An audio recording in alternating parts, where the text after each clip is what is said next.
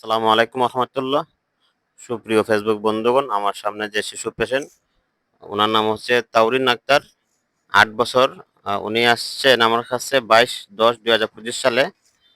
তো ওনার সমস্যা ছিল উড়ার উরুর মধ্যে শক্ত লম্বা একটা অংশ ফুলে গেছিল। তো আলহামদুলিল্লাহ প্রচন্ড ব্যথা করতো।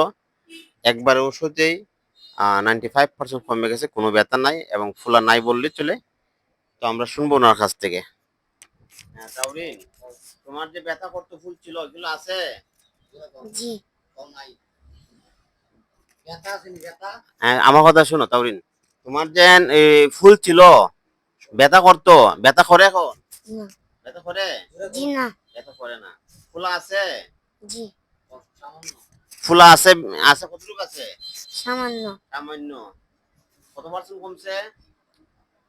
পার্সেন্ট বোঝে না, পার্সেন্ট বুঝতো না। আচ্ছা, আমরা যাচ্ছি তাওরিনের বাবার কাছে। হ্যাঁ, বলেন আপনার মেয়ে কতটুকু সুস্থ হয়েছে?